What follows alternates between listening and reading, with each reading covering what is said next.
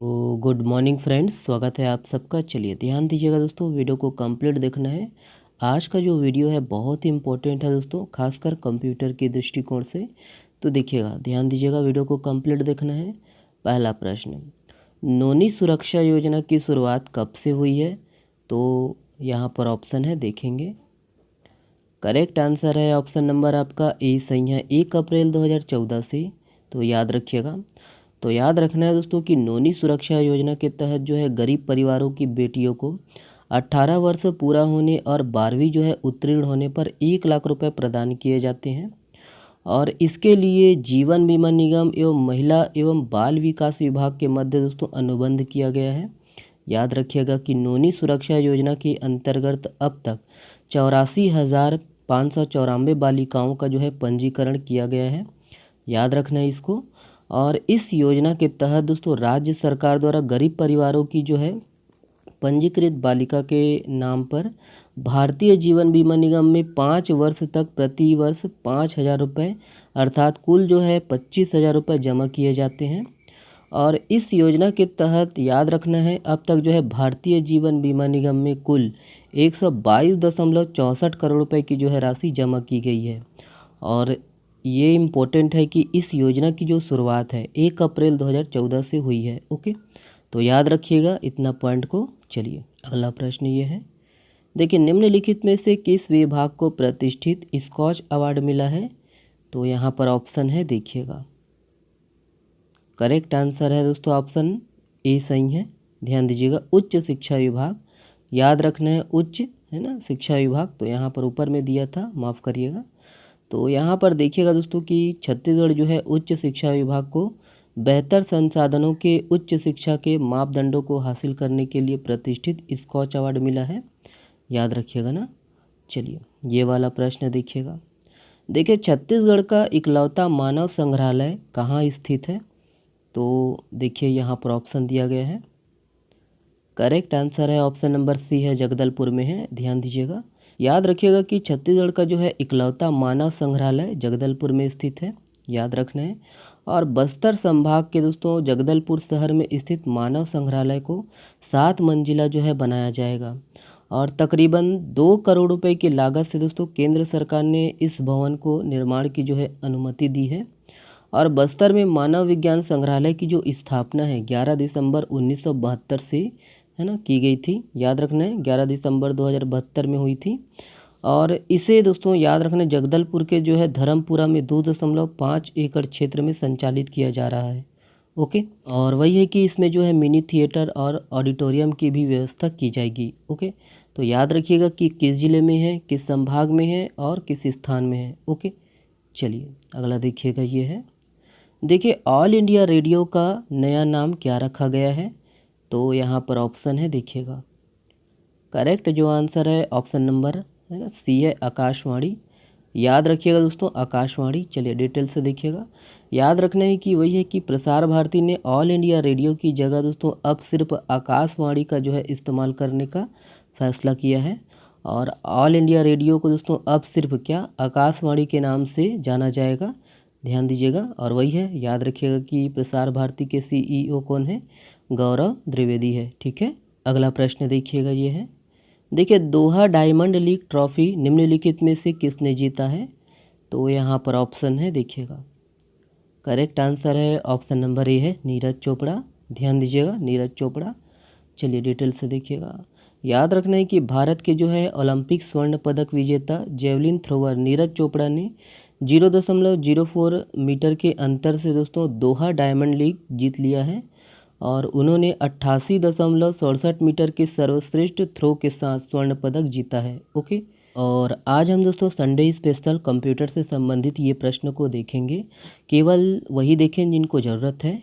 और ये प्रश्न जो है 2016 में हॉस्टल वार्डन में पूछा गया था। आगामी एग्ज़ाम को ध्यान में रखते हुए इसको शामिल किया गया है। ध्यान दीजिएगा।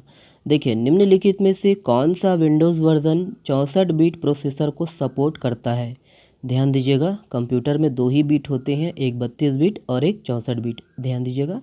इसका जो सही आंसर है दोस्तों ऑप्शन नंबर बी है, विंडोज़ एक्सपी। ओके, ध्यान दीजिएगा, विंडोज़ एक्सपी। चलिए देखिएगा कि बीट जो है ना, बाइनरी डिजिट जो कि प्रोसेसर से शुरू होता है, याद रखना है। और 32 बिट प्रोसेसर पर कार्य करने वाला कंप्यूटर दोस्तों 32 बिट्स डाटा यूनिट्स पर कार्य करता है, ध्यान दीजिएगा। जो 32 बिट्स का जो कंप्यूटर है वो 32 बिट्स डाटा रीड करता है, ध्यान दीजिए, है ना। 32 बिट्स तक वो जो है कार्य करता है, ठीक है, ध्यान दीजिएगा। और 32 बिट्स प्रोसेसर पर कार्य करने वाला जो है कंप्यूटर 64 बिट वर्जन का जो है ऑपरेटिंग सिस्टम इंस्टॉल नहीं कर सकता, ध्यान दीजिएगा, इंपॉर्टेंट है, पूछ सकता है एग्ज़ाम में, ओके। और यही है कि 64 बिट पर आधारित कंप्यूटर से दोस्तों याद रखना है ना, 64 बिट्स डाटा यूनिट्स पर कार्य करता है, ध्यान दीजिएगा। तो कौन सा ज़्यादा अच्छा है, 64 बिट वाला ज़्यादा अच्छा है, पूछ सकता है एग्ज़ाम में, है ना। आजकल जो है 32 बिट्स वाला जो है ऑपरेटिंग सिस्टम इंस्टॉल नहीं किए जाते, 64 बिट्स वाला किए जाते हैं, ध्यान दीजिएगा। और ध्यान देना है और याद रखना है कि 32 बिट और 64 बिट प्रोसेसर में दूसरा बड़ा अंतर रैम सपोर्ट को लेकर रहता है।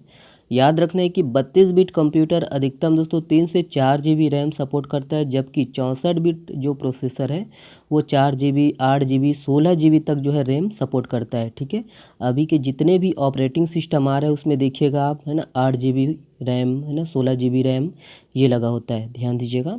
और याद रखना है दोस्तों कि विंडोज़ विस्टा हो गया, विंडोज़ XP हो गया, है ना, विंडोज़ 7 हो गया, विंडो 8, विंडो 10, ये सब दोस्तों 64 बिट वर्जन में आती है, ठीक है, 64 बिट ऑपरेटिंग सिस्टम है, ठीक है, पूछा जाता है एग्ज़ाम में, ठीक है। आप मार्केट में जाओगे तो, है ना, उसमें दिया रहता है कि आप 32 बिट लोगे कि 64 बिट लोगे, ठीक है।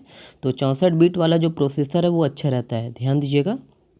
और याद रखना है कि अपने कंप्यूटर का जो है बिट्स जानने के लिए माय कंप्यूटर को सेलेक्ट कर राइट क्लिक कर प्रॉपर्टीज़ को जो है क्लिक कर चेक कर सकते हैं, ठीक है। तो इस प्रकार आपको दिखता है, ठीक है, यहाँ पर देख लीजिएगा, इस प्रकार दिखता है, ओके। चलिए, वही है, ध्यान दीजिएगा, एग्ज़ाम में पूछा जा सकता है ना, लेवल बढ़ चुका है, कुछ भी पूछ सकता है दोस्तों, ठीक है। चलिए,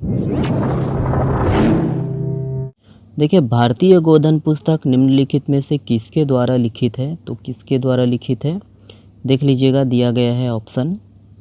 करेक्ट आंसर है ऑप्शन नंबर ए है पंडित झाबरमाल शर्मा, ध्यान दीजिएगा। देखिए, हाल ही में चर्चित खपरी जलाशय यह किस विकास खंड के अंतर्गत आता है, तो यहाँ पर देख लीजिएगा दिया गया है ना, ऑप्शन यहाँ पर है। वैसे बालोद जिला के अंतर्गत आता है, यहाँ विकासखंड पूछा गया है, देखिएगा। करेक्ट आंसर है ऑप्शन नंबर सी है गुंडरदेही। तो याद रखना, खपरी जलाशय गुंडरदेही के अंतर्गत आता है। देखिए, छत्तीसगढ़ में धान की 3 पारंपरिक किस्मों में कैंसर रोधी क्षमता पाई गई है, जिसमें शामिल नहीं है, तो यहाँ पर ऑप्शन है, देखिएगा। करेक्ट आंसर है ऑप्शन नंबर डी है सरना, ठीक है, सरना शामिल नहीं है। बाकी तीनों दोस्तों गठवन महाराजी लाइचा ये शामिल है, ध्यान दीजिएगा। देखिए, निम्न में से किसे विश्व बैंक का अध्यक्ष प्रेसिडेंट बनाया गया है, तो यहाँ पर ऑप्शन है, देखिएगा। करेक्ट आंसर है ऑप्शन नंबर बी है अजय बंगा, ध्यान दीजिएगा, अजय बंगा। देखिए, किस राज्य में सर्वाधिक रेशम का उत्पादन होता है, तो यहाँ पर देख लीजिएगा, ऑप्शन दिया गया है। करेक्ट आंसर है ऑप्शन नंबर बी है कर्नाटक, याद रखना है कर्नाटक। देखिए, चिथिरई महोत्सव किस राज्य में मनाया जाता है, तो यहाँ पर ऑप्शन है, देखिएगा, पूछा जा सकता है, बनना चाहिए। ऑप्शन नंबर आपका बी सही है, तमिलनाडु में मनाया जाता है चिथिरई महोत्सव, याद रखिएगा। ये वाला प्रश्न आप लोगों के लिए है, इस प्रश्न का जवाब आप लोग को देना है कमेंट्स बॉक्स में। देखिए, छत्तीसगढ़ के महिला स्व सहायता समूहों को साल में 4 लाख रुपए की जगह कितने रुपए तक कर्ज दिया जाएगा, तो यहाँ पर ऑप्शन है, देखिएगा, इसका जवाब आप लोग को देना है कमेंट्स बॉक्स में। चलिए, बहुत बहुत धन्यवाद दोस्तों, वीडियो को शेयर करिएगा अपने दोस्तों तक, और ऐसा ही प्रश्न, है ना, लाते रहेंगे। और कल जो है बाल विकास का भी मैं प्रश्न शामिल करूँगा और हिंदी का भी। चलिए, बहुत बहुत धन्यवाद, शेयर करिएगा, सपोर्ट करिएगा, शुक्रिया।